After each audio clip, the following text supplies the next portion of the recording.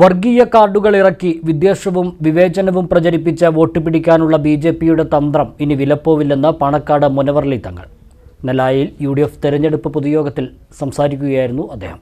കേരളത്തിൻ്റെയും ഇന്ത്യയുടെയും ട്രെൻഡ് മാറിക്കൊണ്ടിരിക്കുകയാണ്. സ്വസ്ഥതയും സമാധാനവും നിറഞ്ഞ ഇന്ത്യയാണ് ജനങ്ങൾ ആഗ്രഹിക്കുന്നത്. കോൺഗ്രസിൻ്റെ നേതൃത്വത്തിലുള്ള മുന്നണിക്ക് മാത്രമേ ഇന്ത്യയെ രക്ഷിക്കാൻ കഴിയൂ എന്നും മുനവർലി തങ്ങൾ പറഞ്ഞു. കേരളത്തിൻ്റെയും ഇന്ത്യയിലും ട്രെൻഡ് മാറിക്കൊണ്ടിരിക്കുകയാണ്. കേരളത്തിൽ 20 സീറ്റും കിട്ടുമെന്നുള്ള ശുഭാപ്തി വിശ്വാസം വർദ്ധിച്ചുകൊണ്ടിരിക്കുകയാണ്. ഇന്ത്യ മുന്നണിക്ക് കരുത്തേകുക എന്നുള്ളത് ഇന്ന് ഇന്ത്യയിലെ ഓരോ ജനാധിപത്യ വിശ്വാസികളുടെയും കടമയായി മാറിക്കൊണ്ടിരിക്കുന്നു. ഒരു ഘട്ടം തെരഞ്ഞെടുപ്പ് നടന്നപ്പോൾ അവർക്ക് ആത്മവിശ്വാസം നഷ്ടപ്പെട്ടു.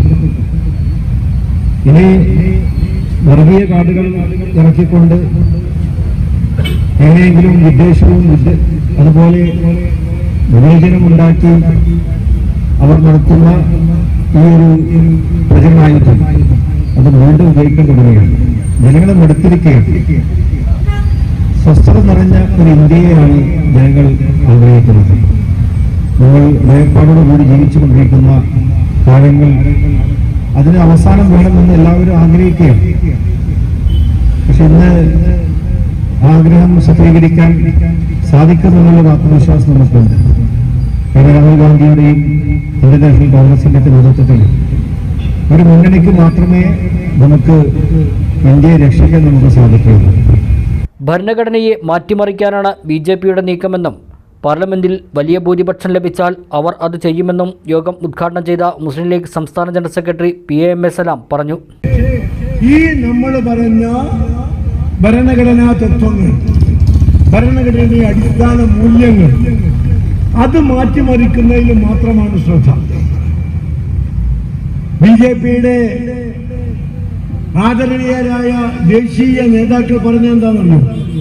ഞങ്ങൾ അധികാരത്തിൽ വന്നാൽ ഭരണഘടന മുച്ചൂടും മാറ്റും. ഭരണഘടന മുച്ചൂടും മാറ്റുന്നത് എന്താ? നമ്മുടെ ഭരണഘടന ഇപ്പൊ ജനാധിപത്യ സംവിധാനത്തിലൂടെ പോകുന്നു.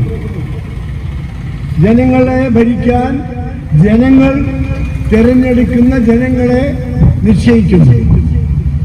ജനങ്ങൾക്ക് വേണ്ടി ജനങ്ങളാൽ ഭരിക്കുന്ന ജനങ്ങളുടെ ഭരണം. ഭരണഘടന മാറ്റിക്കഴിഞ്ഞാലോ അത് പ്രസിഡൻഷ്യൽ റൂളാകാം.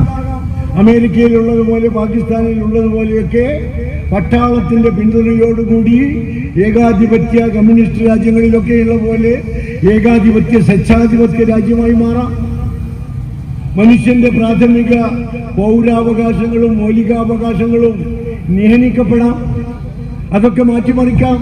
നെല്ലയ സിറ്റിയിൽ സംഘടിപ്പിച്ച പൊതുയോഗത്തിൽ നേതാക്കളായ Marakkar Marayamangalam KKA Azeez, P Harigovindan, C ചന്ദ്രൻ, മേലാടയിൽ ബാപ്പുട്ടി, മൂസ പേങ്ങാട്ടി തുടങ്ങിയവരും പങ്കെടുത്തു.